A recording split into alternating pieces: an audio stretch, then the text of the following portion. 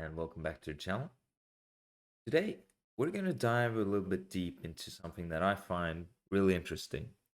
And I've been looking over my past videos, and it seems to me that the videos that get the most views, what people are the most interested in, is the videos that take a concept, break it down, and really enhance your understanding of it in order to make you a better developer, a better programmer. And I personally deeply believe that the path to becoming a great programmer, a good programmer even, is to create as much understanding around the concept as possible. At the end of the day, all you have are tools, and you're using these tools to attack a problem, to solve a problem. That's what programming is. It's not just knowing the programming language, it's breaking down the problem into its component parts and solving it. And you can solve a problem in multiple different ways. Now, what facilitates this process is understanding.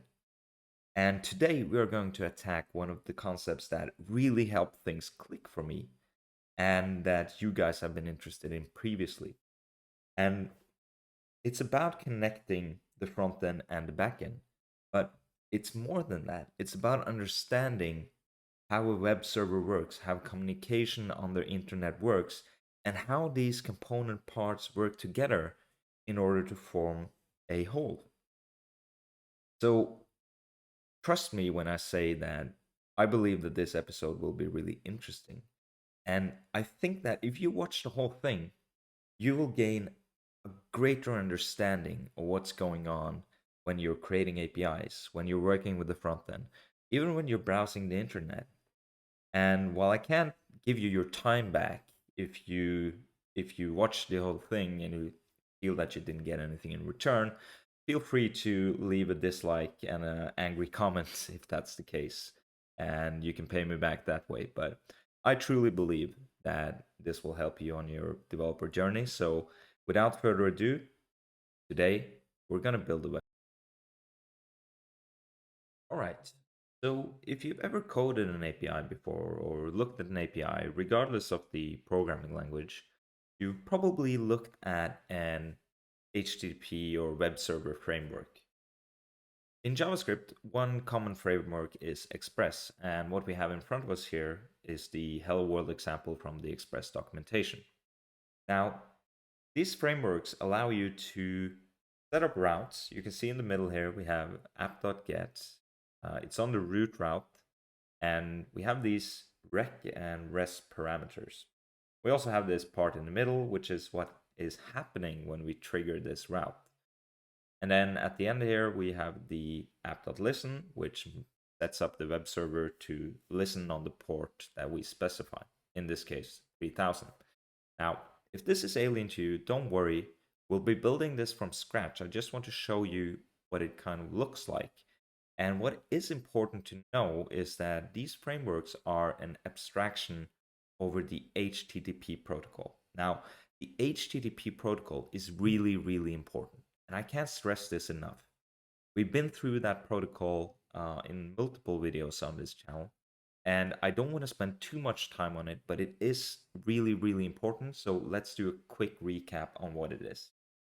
So if we head over to MDN for a second, and we just look at these two parts here, requests and response.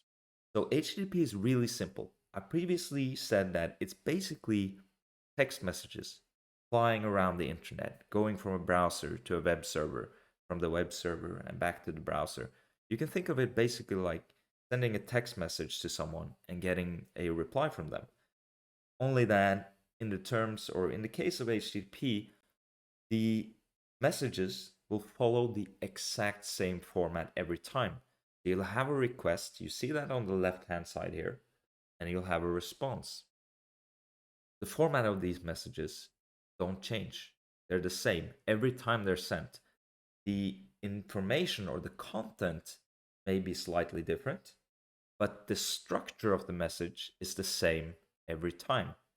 And that gives us predictability. And that's going to be really important in the next step of this video because we are going to write a piece of code that will allow us to take an HTTP message and turn it into something we can use in the programming language. So without spending more time on this, let's go ahead and get started on that. Now we are in the coding part of this video. So if you want to follow along, please make sure that you have Node.js installed. And if you already do, you're good to go. Let's go ahead and get started. So I'm going to jump into my editor for a second, and I have a basic skeleton set up here. And if you remember back to the Express example, this should look very familiar. It's basically the same thing. We're creating this simple server, we're registering a route, we're doing something here, which we'll get back to, and we are serving this web server at port 3000. So what we need to do in order to get started is we need to create this simple server. So I'm going to go ahead and create a new file called simple server.js. And let's do class simple server. And we are actually going to be using a package from the Node standard library here, which is called net. Let's do this. And if you have Node.js installed, this package will be available to you, which is basically an abstraction over TCP/IP, which is used for communication, the transport layer of the internet. So it will allow us to set up a connection and receive data, which is what we'll do right here. So in the simple server here, we'll create a constructor, and we'll say that this.server equals net create server, and you're going to get a connection here. And inside of this callback, we can use this connection. So we want to listen on this connection, and we want to listen on data. So when this connection receives data, we want to take that data and do something with it. And for now, let's just console log data to string. And then we'll create a method in this simple server called listen serve. And it's going to take the port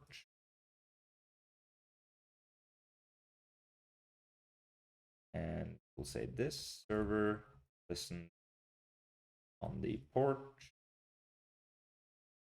Then we'll just console log thing for connection on, put the port in here.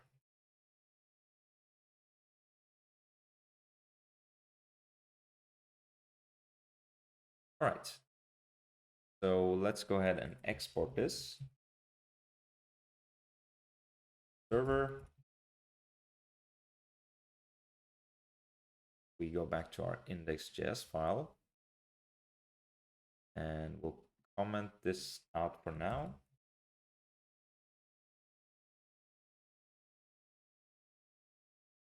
And if we do Node.js and run this index file as it is, we are listening for connections 3000. Let's go ahead and head over to a terminal window and we'll do nc localhost 3000. Then we'll just type hello here. You can see that the connection is kept open, and you can see we are receiving the data on this side now. So we are taking the data as it's coming in from the connection, and we're just logging it out here. So this is the first step. So now let's take that data that's incoming and try to do something a little bit more interesting. So I'll start up the web server again on port 3000, and I will go ahead and connect to it with netcat, and let's write a simple HTTP message. And you can see that we're printing this out because we're still logging out the data here. And let's take a look at another example. So I have a post message here that has a status line you can see at the top here with the verb, the path, and the protocol. And then we have headers. So we have an authorization header here. We have a content type, application JSON, and we have a JSON body. So we can go ahead and send that to our local host. So I'm just piping this into my localhost 3000. And if we head over to our server, you can see we are now logging this out. So we are receiving this data. The next step is to take this data and actually transform it from raw text into something that we can use. So we'll go ahead and we'll write our HTTP parser. So we'll create this file here called HTTP parser.js. And inside of here, we'll write the logic to take the incoming HTTP message and break it down. So let's go ahead and take this last message that we sent to the server, and we'll put that at the top here just as a reminder, and then we'll create our HTTP parser here. So the most important method here is going to be the parse. So that's going to take the incoming message. So pass the data to this HTTP parser from inside of the connection here. And then we will receive the data as a raw string, and we need to break it down. So what I want is to have a status parser. So I'll take the status line and break that down on its own. So create a get status that will take the message. We'll create a parser for the headers. And that's going to be doing this. And then we'll also do the body here. So once we have that, what we want to do is we want to return an object, read that because I have an idea of what I want that data structure to look like. And we'll return the headers and the body. So let's go ahead and create this one first. So we'll create a method here called getStatus. It will receive the message. And let's assume that we have already validated the message because we want to do some assumption that assumes that this is a valid HTTP message. So remember how it looks like this. This is the status line, including the verb, path, and the protocol. So what we want to do is we want to split on the incoming text, and we want to split on a new line because as you can see, everything here is separated by a new line. That's the structure, the anatomy of the HTTP message. So we'll say fragments equals message split equals split the new line. And then we will get the status line. And that's going to be fragment 0.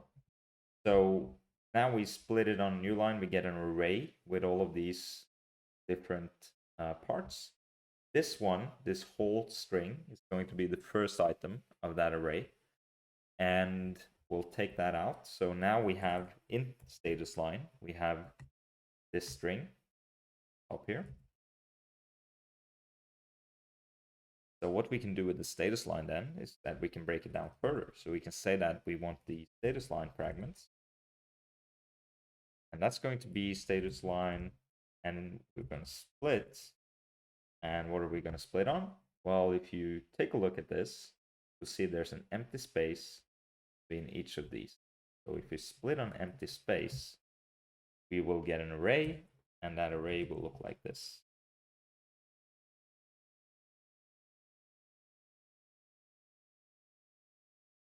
This will also have quotes, it's a string. So is this. So this will be the array.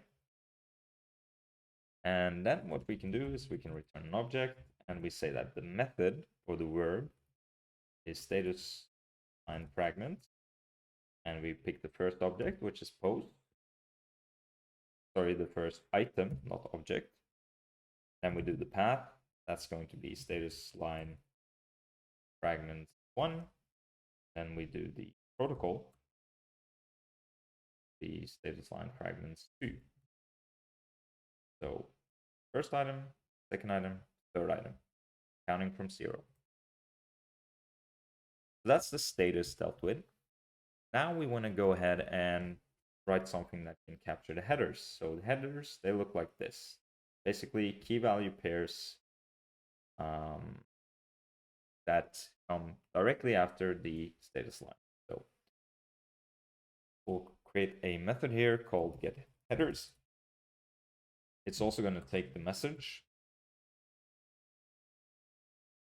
And we want to do the same thing as we do here. We want to get the fragments. So that will give us everything. And then what we want to do is we want to check if we have a body HTTP message. So if we go back to the top, you can see that the body is down here and it's separated by an empty line here. And that's intentional. So what we can do is we can check if that empty line exists. So we'll do index equals fragments, find index element, then element equals empty string. Let header fragment here. So if we have a body, so if the index exists greater than 0, so we'll do this.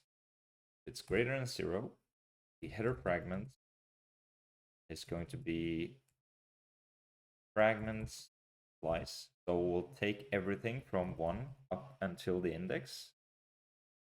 Otherwise, we'll take header fragments equals fragment slice 1. So just taking everything up until the index if we have a body. Otherwise, we'll just take the rest of the items in the array. And then we will create a key value pair.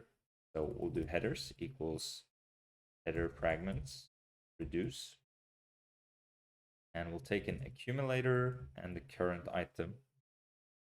In the interest of time, I won't explicitly say what this, or explain what reduce is, but basically taking the array that we have here and we're breaking it up into an object here with key value pairs. So you'll see that in a second.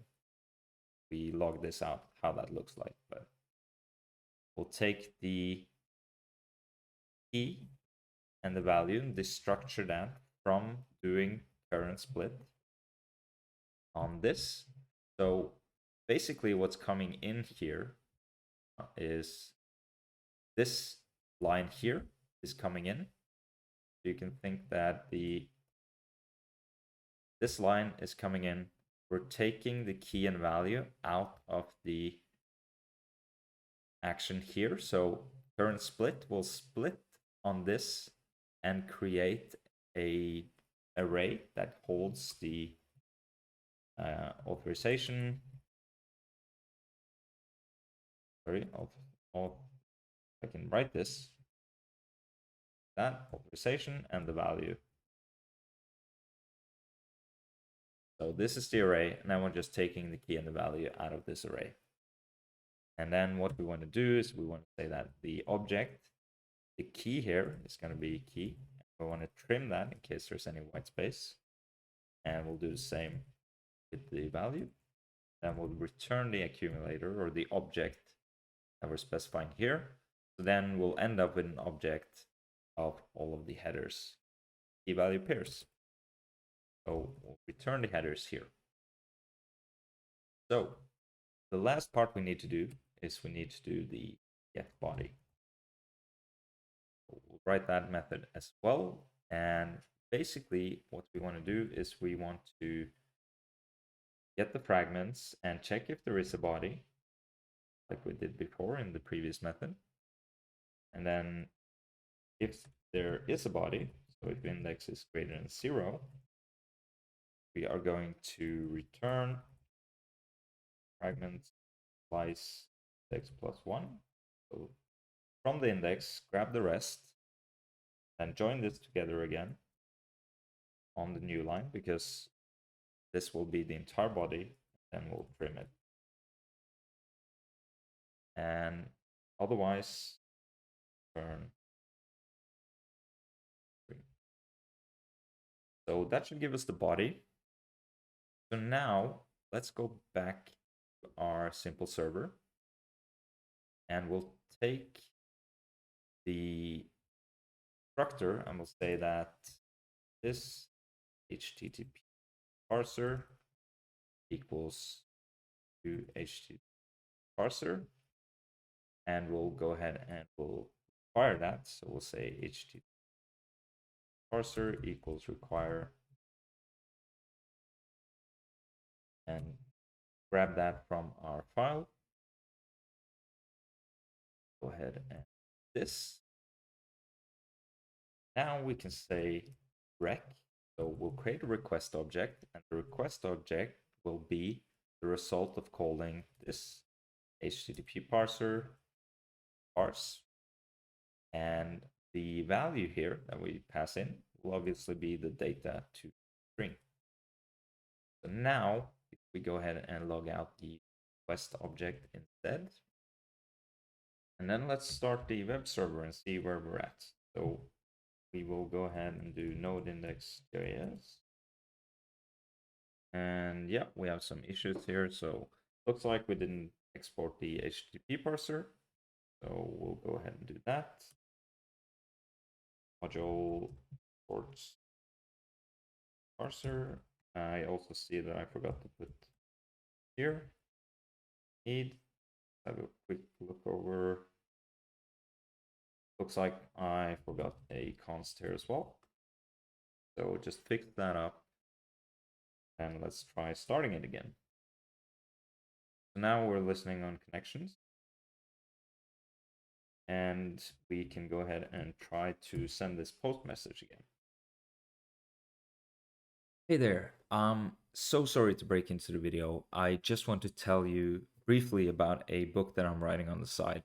And if you like this kind of content, like what's in this video, then I think you will like this book. And the reason that I decided to write this book is that I work at a company called Unleash, which is a open source tool for feature flagging. It's actually the most popular one in the world, with 6,300 stars on GitHub.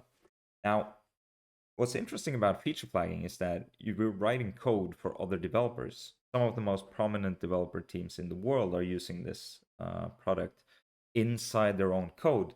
Now, what does that mean for our code? Well, obviously it means that our code needs to be extremely stable, and it needs to have a high test coverage, and we basically can't make mistakes, because this is code that's living inside someone else's code and they're relying on it to work. So we have some methods and some tools in order to make sure that our APIs are really stable. And inside of this book, I wanted to share these tools with you, as well as lay the foundation for the understanding like we're doing in this video. So the price is currently $7.99. It's the lowest that LeanPub will go. I wanted to put it lower because it's only about 1.5 chapters done already, but I'm continuously writing it, and the end price will probably be somewhere around 20, 25, depending on how much content I put into this book. But I intend to put everything that I know about writing APIs, making sure they're stable, going into documentation, going into securing them, and understanding them. So if that's something that appeals to you, you can find the link here in the description below. And it's a good way to support the channel, if nothing else. So thanks for hearing me out, and I'll let you get back to the video now. Now we can see that we have the HTTP message, the incoming request, broken down into an actual JavaScript object that we can use and work with. It's not perfect. It's, you can see there are some things to clean up here in the headers, in the actual values. We seem to have gotten the semicolons with us, but it's pretty good for a first draft. So let's go ahead and keep working at this. And next thing we'll look at, I think, is the response. Before we do that though, let's just refactor a little bit here, and then also let's have a look at what an HTTP response looks like. So we'll say HTTP message here is going to be data to string, and we'll just pass this directly into the parse method. And then let's head back to our browser and have a look at what an HTTP response looks like. Now, they're quite similar to a request, but you can see at the top here, the status line or the start line is a little bit different.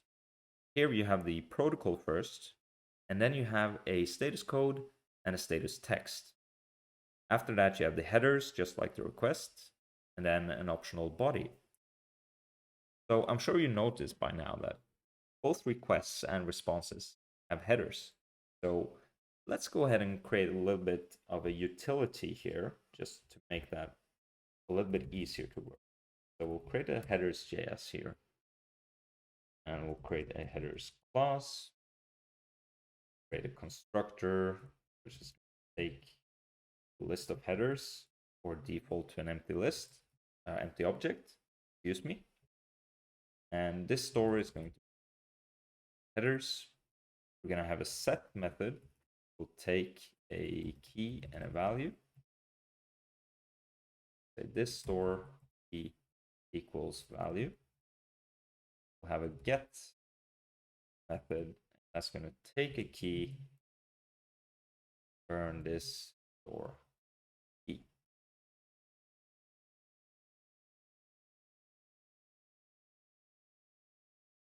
Terminal here, get a little bit more room to work with. Do module, exports, headers.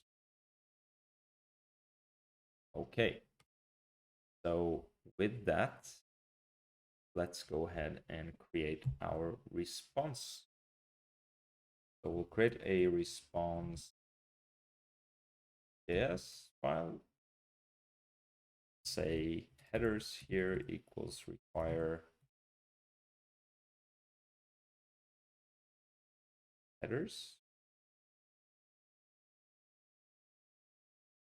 And then we'll create some status text here. This is not an exhaustive example,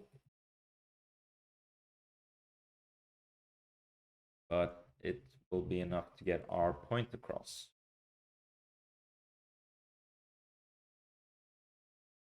Error. So you can find the full list of these on MDN. Obviously, a full web server would have knowledge of all of the status code, even 417. I'm a teapot. Yes, that's a real status code. You can check it out. I'm not joking. Who said developers don't have humor, right? But I think this will be enough for now.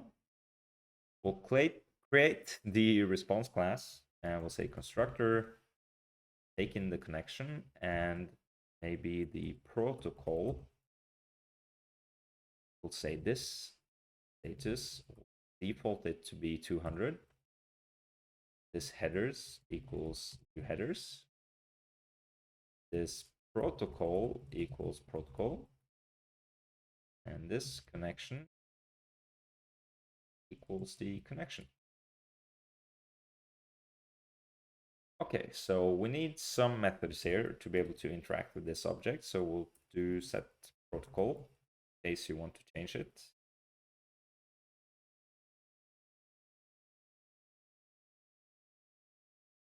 And then we'll do status equals, and take a status in, and we'll just set the status. And then we'll do send. Okay, so this is the interesting method. So here, what we want to do is basically, we want to create a outgoing HTTP message, so an HTTP response essentially. So let's make this one accept a body, and then we will create the response, and the response will be first the protocol, because we saw that it would have the protocol as the first item of the start line, and then we'll have status, so that's the status code, and then we will do status texts and this status, so that will take the status code, it will grab the matching text from this object and put it into here. So then we have the protocol, the status, and the status text. And now we want to do a new line. And I think we're going to create some helper methods here. So we'll create this format headers. That will just call that here. Then we'll have a new line here as well before we do this format body. We'll have to write these. Say what we have here. Yeah. This equals. And then at the end here, we'll do connection, write the response. And we'll do this connection end. So let's write the helper methods here. Make sure that these are inside the send method. So first, we'll write the format headers. And basically, we want to create a HTTP headers format. So now we have it in a key value format in JavaScript. So we need to restore it to its original format. And we can do that by looping over them and creating a new string. So before const key in this headers store. So for every key that we have in the header store, do result plus equals, and we'll just do key colon this headers store, and we'll grab the value from the key. We'll add a new line at the end of it. We'll return if we have a result that's greater than 0. We return the result. Otherwise, we'll return a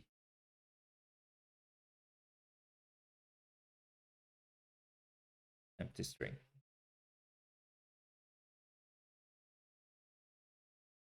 Okay, then we have the format body. Essentially, it's going to take the body. If we have a body, we will return body, and we'll line.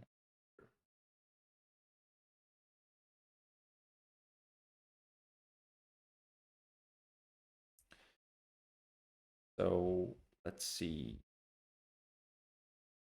Okay, so we need to add the body here to pass it into this method that we just created. And then we need to export this response class. And then we can head back to our simple server and require the response. Do that here. And then let's create a new response. We'll pass in the connection protocol this, and we'll do res send, and maybe we can grab an HTML string here, and we'll send this body. Okay. So let's then restart the web server, and we'll go back here. We'll post to localhost, and now you can see that we are receiving this HTTP response that we just created and sent. So right now we're just sending it in response to any data that's incoming on the connection. But eventually we'll make it so that we check what we want to send based on the path and the verb, which will be configured by our router, which is the next part that we want to look at after we do some cleanup. So I'm gonna head back to the code. I want to create a request object. It's gonna be really simple. I'm gonna do a request.js, and basically I just wanted to be using the new headers that we created. So do headers equals fire headers class request constructor, take the request object that we parse, and it's just going to be this headers equals new headers.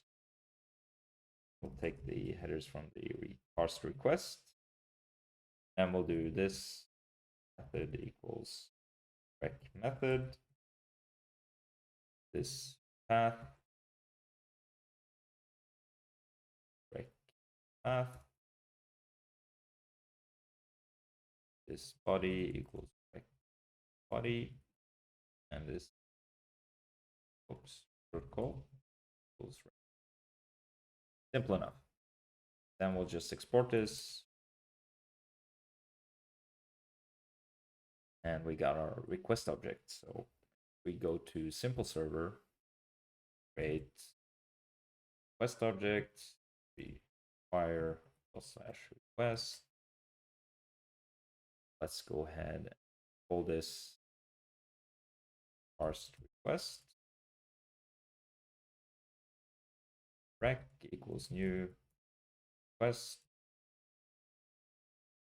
We'll put the parsed request. So now that we have that, we can focus on our router. So we now have the ability to receive a request and create a response. Basically just using JavaScript to receive simple text messages and respond with simple text messages. Quite easy, right? And then we need to create the router so we know what we want, or we can configure what we want to respond with based on how we have configured our server.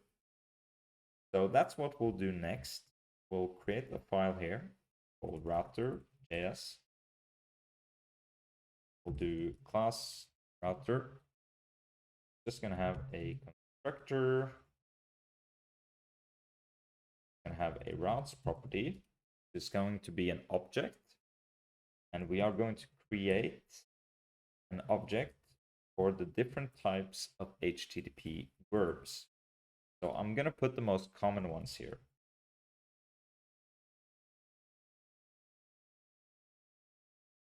There are more than this, and you can put them in if you want, but I think this will suffice for now. We have the constructor, we have the routes object that keeps a record of all of our verbs, and then we want to go ahead and write some logic that allows us to register a path and a handler. So basically, the key in the objects here will be the path. So let's say we have a path on root, and then the value here is going to be a function, and that's the function that we're going to run once we get the matching path. So you could imagine that being something like this, and then what comes in here is obviously the request object that we've created and the response object that we created. And then we can use the response object to send responses to the client. So let's write this and then we'll see it in action. So I'm going to go ahead and keep this as it were. Then we'll create a helper method first. We'll set route. I'm going to take the current path, and handler, with the handler being the function, and the current path going to be, this is going to be a little bit complicated, but let's just write it and then we'll go through it. It's going to make sense in a second, but essentially I want to be able to write something like this, where I can take a path and a handler.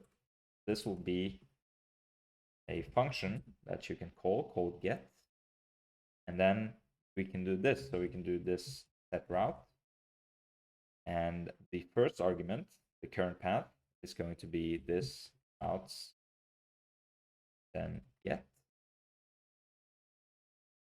and then we take the path and the handler. So basically, this is the current path, and we're getting this object, and inside of this object, we'll set key and the value, which happens here.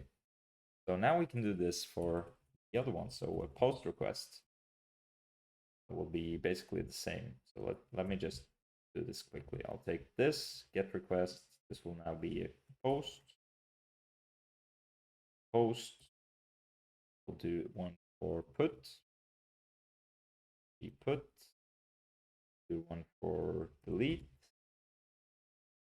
The delete. And we'll do one for patch. This will be then patch. Then we'll have a get route property or function. We'll take the, let's say, method and path. And basically what it's going to do is going to return whatever is in this.routes, and the method, the path, right? So we have the ability to set the handlers and the paths, and we have the ability to get them. So that's good. I think this is all we need for our router. So we'll do module exports equals router. And then we need to go back to our simple server and implement some logic around this. So back here, we'll remove this rest send for now because we will handle that in another way. So instead of doing that,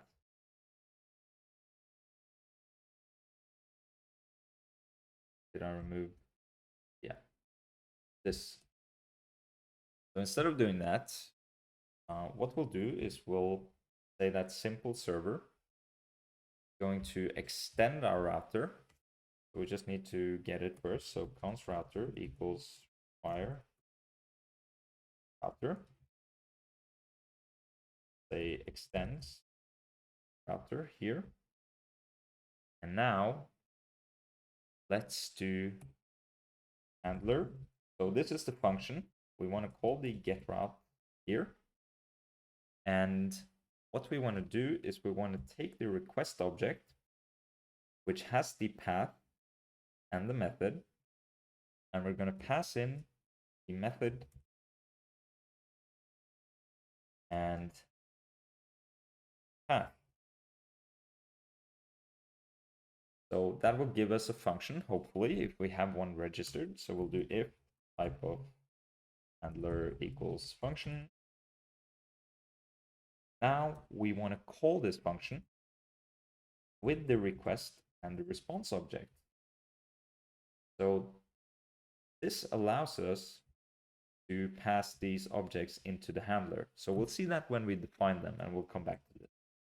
So if it's not a function, let's do connection right, and we'll respond with an HTTP, message that says 404 not found. And we'll do connection. Okay. So inside our index.js file now, let's uncomment this. And hopefully this will work now. Okay, so super. Oh, yeah, obviously. So we need to go back to our server. Super here. Try this again. So now we're listening for connections once again. Let's go ahead and do this.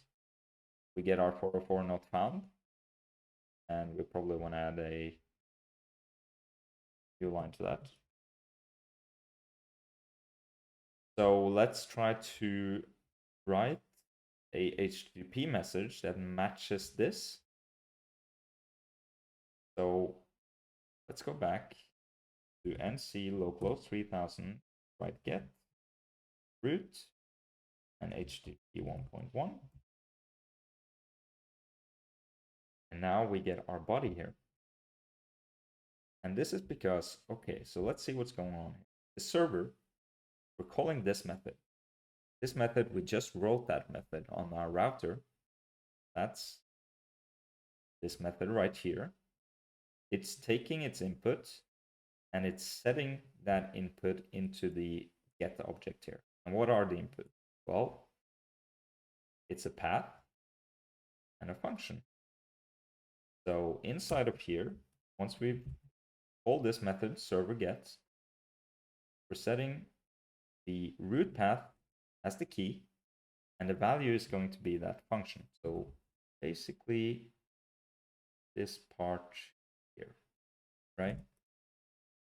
So now we have this inside our router, and inside our simple server, with the request that's coming in, we're parsing it, we're getting the values into an object here. We're talking with our router and saying, hey, do we have a route, or do we have anything registered at the root path with, with the verb get at the root path? And we're checking here and we're saying, yeah, we do have that because we registered it. And we're calling that function with the request and response object. So that means that in our index file, when this function is executed, we have access to the response object and the request object that we've created. So the response is now sending hi, and it's sending it with a status code of 200 and the status text of OK. We might as well just take the HTTP value that we, the HTML value, sorry, that we were looking at earlier. We can put that in there. We can say that at the root path, that's the website that we want to serve. So let's see what that looks like. So something like this. We can go ahead and do this again. And let's check it out here first. We'll write the HTTP message. And now we have HTML. We can even, if we open our browser, we can go to localhost 3000. Whoops. So here we have a bug. And read property trim of undefined. So let's debug that together. We'll jump into our HTTP parser. And in the header fragments here, what we'll do is, first of all, if we have a key and a value, we will do this. And we'll do value and then value trim here. this. Then we will start the web server again. Back to our browser and refresh. And now we have our web server running again, and it's serving the HTML page that we set up to serve on root. So you can see that we are getting this response here. Now, that's pretty cool. We have a web server set up to respond with an HTML page. We can change the text here, say something else.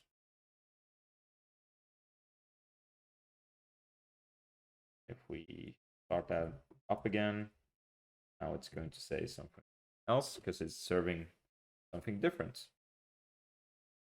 We could also configure another endpoint. So let's see. Maybe instead of a get request, we might want to do a post request. So we can do something like server post. And then we want to do maybe receive is the path. And then we are going to get the request object in. We'll get the response object in. And we will do data. Let's try this. Create a object called data. We'll do data equals JSON parse. Body. I'm gonna wrap that in a try catch.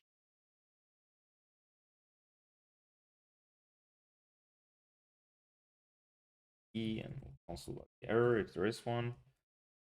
We also might just want to check that we'll try to parse this if rec headers get content type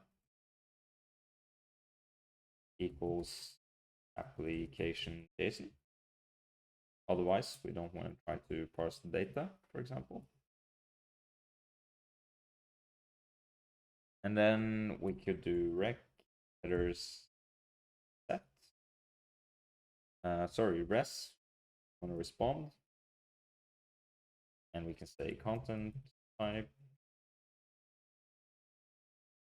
equals text plain. And we can do res headers set.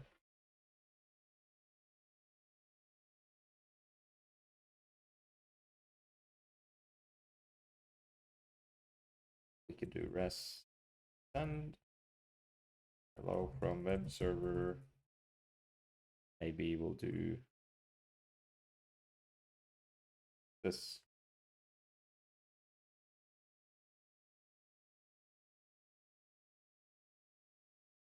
Okay, so now we registered a new route on the post method at the receive path.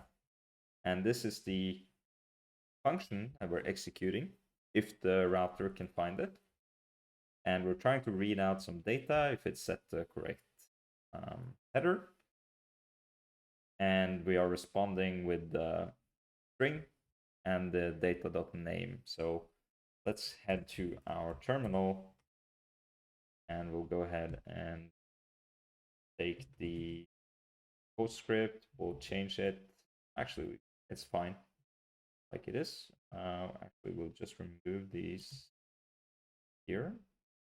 They're supposed to end without these.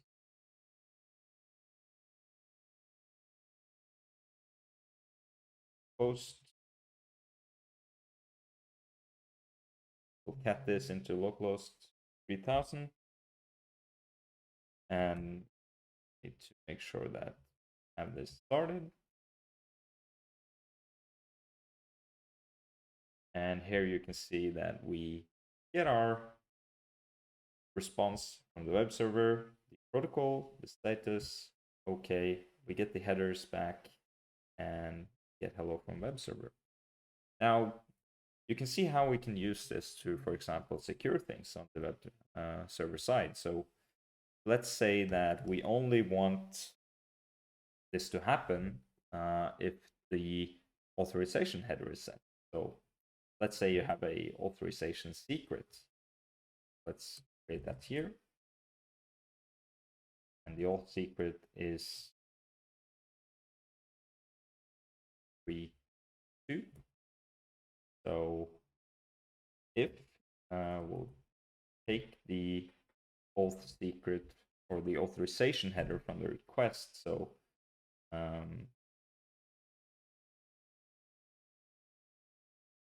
rec headers auth get, sorry, to authorization. So if the request auth equals auth secret, we'll respond with this. Otherwise, we'll do rest status 401. And let's make sure we add that in our response. 401 unauthorized.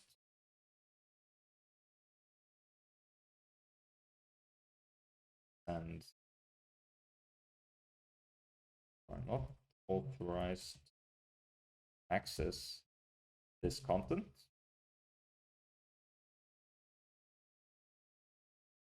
And let's go back to our, let's start, first of all, we'll restart the server because we made some changes. And now we'll go back to our terminal and we'll do get post. We have rest.status is not a function, so we made a small mistake here. Yeah, so here I called the method the same as the property, so that won't work. We'll call this set status. And then to get this to work further, we also need to return this because we are trying to chain another method on top of this. So we need to make sure that that's actually possible by returning the object itself. So if we do this and we go back our index.js file and we change this to set status, it should work a little bit better. So we can set up the server again and we'll try to post, sorry, cat post netcat. Now we're unauthorized and we're sending the HTTP response with the correct status message and status text. And we have a body here that says you're not authorized to access this content. And this could be an HTML page that allows you to log in, for example. You're in total control with this stuff. But let's see what happens if we actually send the correct authorization header. So we want to make sure that we take this value here and we want to include that in our authorization. So instead of 42, I believe it was 123, 132, sorry. Let's go ahead and try now. And now we get access to the content again. So everything's connected through the HTTP request and the response. And if you know these things and how they work together, it's very easy to understand what's going on when you're on the front end and or when you're working with API. So I promised you that we would understand how the front end connects to all of this. So we'll take a look at an example from the front end as well before we round off.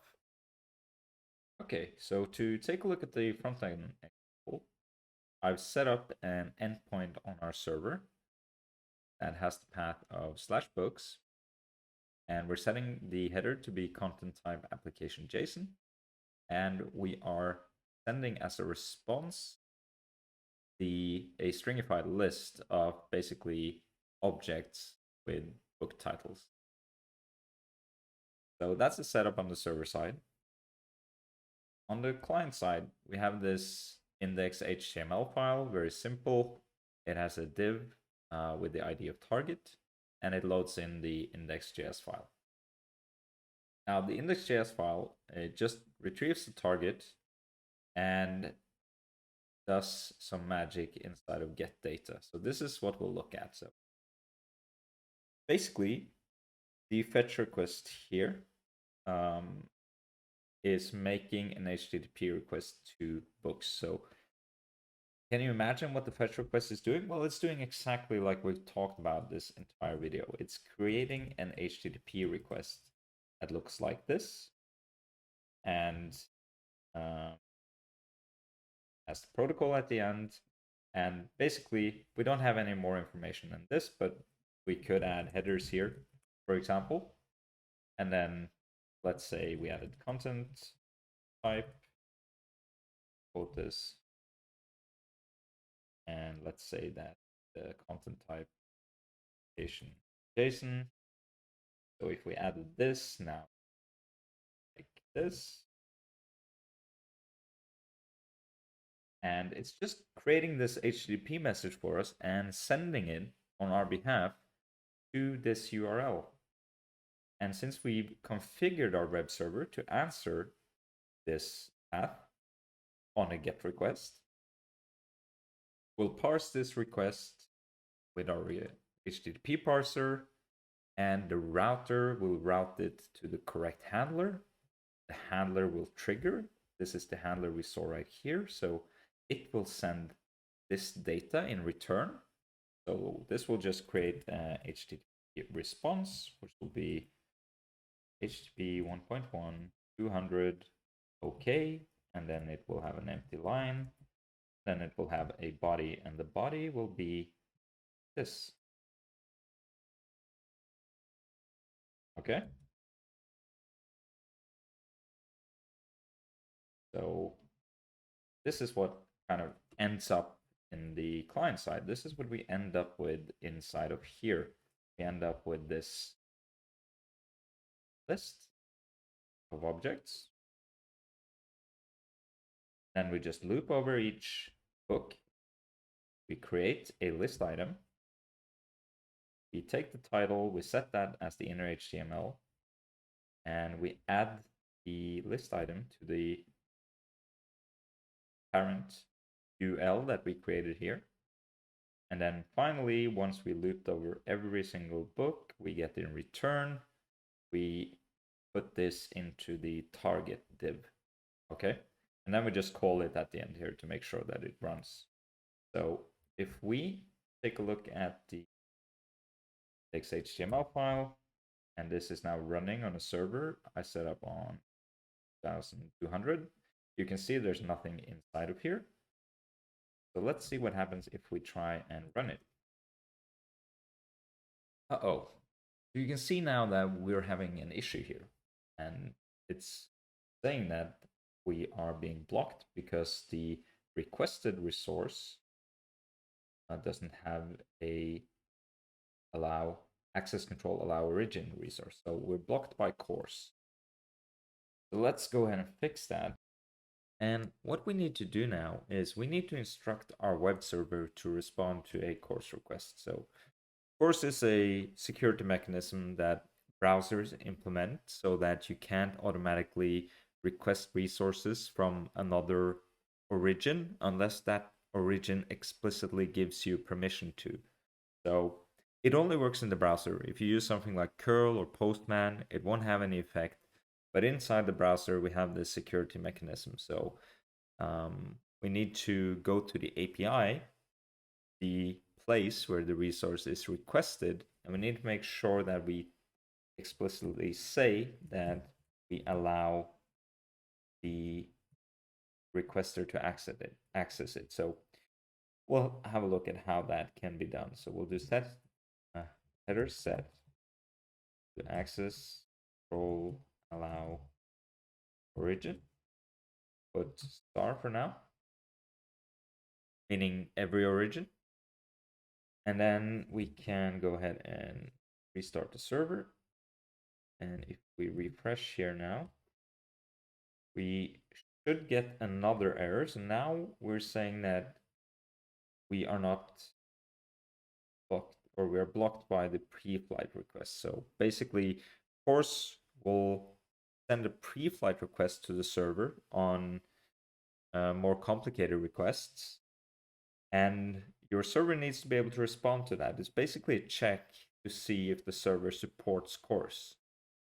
So we'll go back to our server again, and we'll add this snippet here. So basically, we'll add an options handler on this endpoint. We'll set the control allow origin to star. We'll set the methods here, and we will set the allow headers to content type. And then we will send that response. So now this will take care of the pre-flight request. So if we restart the server now, go back to the browser and we hit refresh.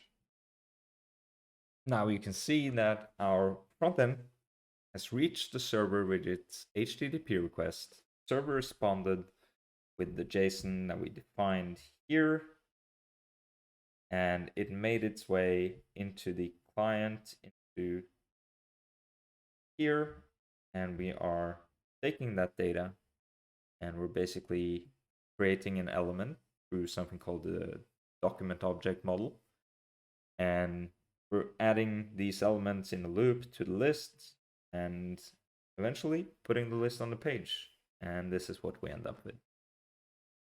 All right, so that's everything for this lesson. I hope that you found it useful and that you now have a better understanding of how these component parts fit together, how the web server works, how HTTP works, how the browser will send a HTTP message to the server will take that message and respond with an answer depending on how it is configured.